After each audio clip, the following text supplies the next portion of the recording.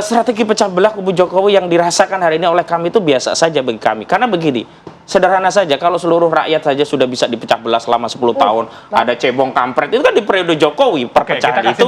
Nah, sekarang apalagi di kubu kami. Tapi sekali lagi kami tegaskan, datangnya Egy Sujana dan saudara Damai Hari Lubis tidak berpengaruh sedikit pun terhadap komitmen perjuangan Roy Suryo dan kawan-kawan. Justru semakin menegaskan mana hitam, mana putih, mana pejuang, mana pecundang. Bang Rifai, tudingannya serius loh Bang. Ya kembali lagi itu kan hanya sekedar pendapat ya. Nggak direspon dulu Bang. Kembali lagi tidak mungkin lah Pak Jokowi mengagitasi penyidikan, gimana caranya ya. Pak Jokowi sudah jadi warga negara biasa. Bahwa sebagai pelapor ada kepentingan mungkin, tapi tidak mungkin melakukan direction itu sangat. Dan kami sudah tahu dari awal kok bahwa kami dapat informasi bahwa bulan Januari itu memang pelimpahan. Justru kami juga bertanya pada penyidik. Bang Koji nggak dikasih? Nggak ada informasi. Kami pelapor harus dapat informasi karena dikenal SP2 surat perkembangan hasil penyidikan itu secara tertulis. Justru yang kami tanyakan adalah lebih kurang ini kok ahli nggak muncul-muncul, saksi nggak muncul-muncul. Padahal yang punya kepentingan kan para tersangka. Dari sejak penahanan loh, janji akan mengajukan sudah kita kirim loh surat resminya, nama-namanya lengkap, ya, ahli pidana 2, ahli ITE sudah ahli bahasa sudah ada. Yang punya kepentingan yang mengajukan. Sudah kami kirim. Sudah kita kirim, datang tiap hari. Kalau saya jadi lawyer saya tiap hari. Wah, udah ada janji, karena sudah ada janji akan mau dipanggil, kami komitmen menghargai janji dari penyidik Polda. Alih-alih kami dipanggil tiba-tiba pelimpahan. Ini. Ya, baru itu silakan, nah itu kan tugas profesi masing-masing, selesaikan. Jangan dilimpahkan persoalan itu ke kami. Kami nggak ada urusan di situ. Kalau kami tugas kami adalah kehadiran di Solo, tiba-tiba ada pelimpahan, itu kecurigaan dari Bang. Dari awal kami, yang tadi saya bilang, kami sudah tahu di bulan Januari, mereka sudah ada namanya rendik. Di bulan Januari itu akan ada pelimpahan untuk mulai dipelajari. Bahkan kami mendesakkan dari Desember. Belum siap katanya gitu kan. Nah, lalu kita juga mana tahu Bang Egy mau datang, siapa yang tahu gitu ya. Tahu-tahu beliau datang, memang diakomodir difasilitasi teman-teman Rejo datang. Kami juga pasti kabari di Jakarta udah nggak mungkin berangkat gitu ya. Itu mendadak sekali kan. Kalau kami tahu kan kami dampingi karena di situ ada pengacara juga Bu Neti gitu ya. Harusnya sama pengacara di situ. Ada polisi aktif juga info di sana. Ada 2 polisi aktif yang kami terima. Saya terima notulen tidak ada polisi aktif. Bahwa sebelumnya datang saya nggak tahu. Tapi kalau notulen yang saya baca apa hasil pertemuan dan itu secara protokoler notulennya. Ada permintaan maaf, ada dimaafkan gitu ya. Lalu ada mencoba mencari penyelesaian secara hukum. Ada permintaan maaf ya, kalau kata Mas Roy kan nggak ada tuh. Ya silakan aja kalau gitu ke sana mau ngapain? Mau makan rujak bersama atau gimana kan gitu. Jadi silakan aja ditafsirkan ya. Tapi buat kami nggak penting. Yang penting ada satu ya. Mungkin garis bawahi bahwa Pak Jokowi begitu legowo memaafkan. Itu nggak gampang loh ya. Mungkin kalau saya sendiri saya nggak maafkan gitu ya. Karena sudah demikian damage ya. Tapi beliau yang awalnya tadi arahan kepada kami lanjutkan ke sidang, tapi beliau langsung memaafkan dan kami cukup terkaget-kaget. Di antara PH pun terjadi perdebatan gitu ya. Loh kok semudah itu gitu kan. Tapi ya kembali lagi kita harus mengutamakan kepentingan klien. Dan memang secara hukum itu dimungkinkan. Nah kembali ke restoratif itu kan sebenarnya kan keuntungannya bukan keuntungan pelapor loh.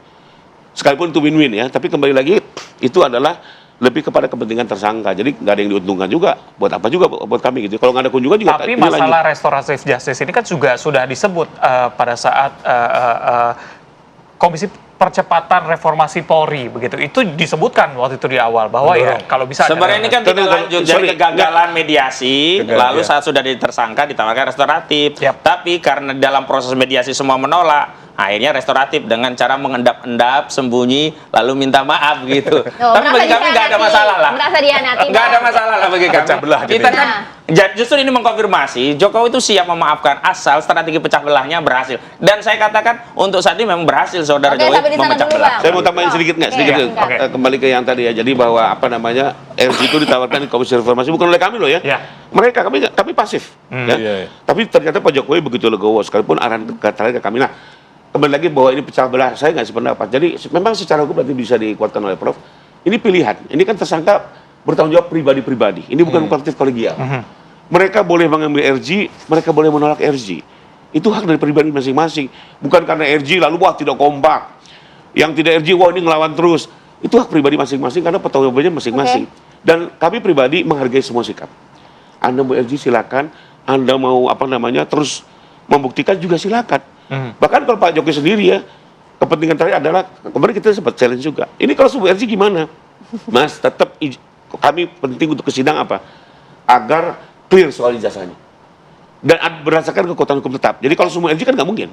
Jadi juga menurut saya Pak Jokowi tidak akan setuju kalau semuanya di RJ. Oke. Karena ada kepentingan utama di situ. Kedua, beliau juga ingin nama baik dipulihkan dan itu hanya bisa melalui pengadilan. Oke, baik. Prof, tadi Anda juga terkaget-kaget begitu ya, mengetahui bahwa informasinya saksi yang meringankan dan segala macam sudah diberikan ke pihak kepolisian tapi belum diproses sejauh ini. Justru pelimpahan berkas sudah dilakukan. Ada apa ini, Prof? Ya, mungkin ya soal waktu yang belum tepat ya. Mudah-mudahan nanti dalam konteks P19 nanti itu ada petunjuk dari jaksa untuk memberikan kesempatan bagi para tersangka menghadirkan saksi meringankan dan ahli yang meringankan. Itu melompati prosedur nggak sih, Prof? Tadi pertanyaan Kalau dari Bang Ozi. timeline-nya Ya, gimana? kalau menurut saya sih melompati prosedur. Karena apa? Karena memang sudah diberikan kesempatan, sudah mengajukan, sudah ada permohonan. Tapi kok tidak diberikan kesempatan, ada apa kan gitu? Itu kan jadi Harus tiap hari nggak? Tadi Bang Rifai bilang tiap hari aja gitu.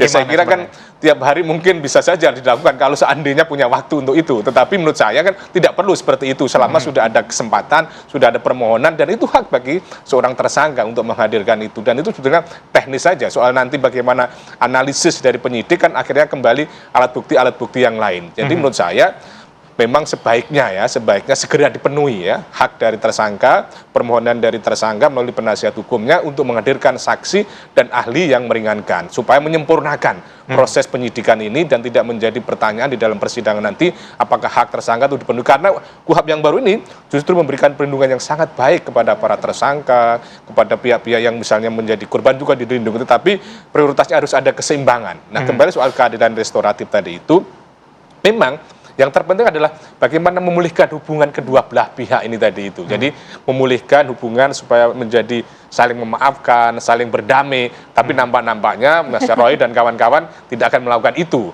Dan Pak Jokowi pun juga sebenarnya tidak akan melakukan itu dalam konteks yang tertentu supaya apa? Kebenaran material ini menjadi terjawab. Karena nanti kalau seandainya ini keadilan restoratif masih menjadi misteri lagi, apakah ijazahnya asli atau palsu belum terjawab. Maka sudah bertahun-tahun kita menguras energi supaya mendapatkan kepastian. Lebih baik di dalam persidangan, tetapi sekali lagi semuanya berjalan secara elegan sesuai hukum acara yang ada. Dan hak kewajibannya juga dipenuhi, hak kewajiban terpenuhi dan menggunakan asas praduga tidak bersalah, dan kemudian semuanya dijalankan secara transparan, secara independen, secara akuntabel. Saya kira ini ada pertunjukan yang baik, pembelajaran bagi masyarakat, bagaimana mempertanggungjawabkan sebuah perbuatan yang telah dilakukan. Itu.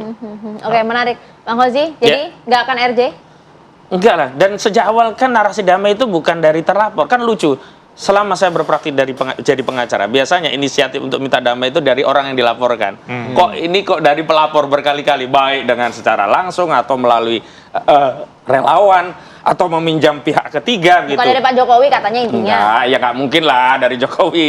Tapi yang jelas itu justru makin meneguhkan keyakinan memang ada masalah. Sebab kalau tidak ada masalah kan sejak awal harusnya bisa ditunjukkan. Sebab kalau tidak ada masalah kan sebenarnya tidak perlu ada Bambang Tri dan Gus Nur masuk penjara. Sebab kalau tidak ada masalah kan tidak perlu juga jauh-jauh sampai 9 bulan hari ini atau bahkan nanti sampai putusan pengadilan yang berkekuatan hukum tetap. Tapi sekali lagi karena ini sudah sampai tahap ini memang mau tidak mau harus ada putusan pengadilan yang berkekuatan hukum tetap untuk mengklirkan masalah ini bukan dengan perdamaian atau maaf-maafan. Oke, Bang Rifai terakhir. Jadi berkas akan segera disiapkan begitu ya menuju ke pengadilan. Kesiapan dari Pak Jokowi sendiri gimana? Nggak, beliau ready ya. Mudah-mudahan juga kalau buat kami P21 agar lebih cepat sidang. Itu buktikan juga bahwa kami memang pengen sidang sesuai kepentingan kami. Nggak nunda-nunda Bahwa ya? ada beberapa tersangka yang mau turun dari gerbong kereta api ya kami hargai gitu ya. Pak Jokowi hadir nanti dalam sidang sebagai saksi. Dan Pak Jokowi siap. Ready betul untuk ke sidang menjelaskan. Bahkan Siap kok katanya. Itu yang kenapa penting. juga satu Prof, kenapa kami juga ingin ke sidang? Ini sudah banyak yang Tapi kalau turun dari gerbong kereta api ketika kereta api itu kencang itu biasanya kan terlindas itu. Tapi satu hal yang penting di sini, korban di sini bukan hanya Pak Jokowi. Banyak institusi juga sudah teraduk-aduk, UGM, KPU dan segala macam. Mungkin kalau semua terang menerang juga institusi itu mereka bisa dipilihkan dengan baik. Jadi ini menurut saya ini hal yang paling baik adalah ke sidang, kita semua dukung. Siap Agar hadir, semua terang siap menjadi menerang. saksi Pak Pasti, Jokowi. kalau itu 100%.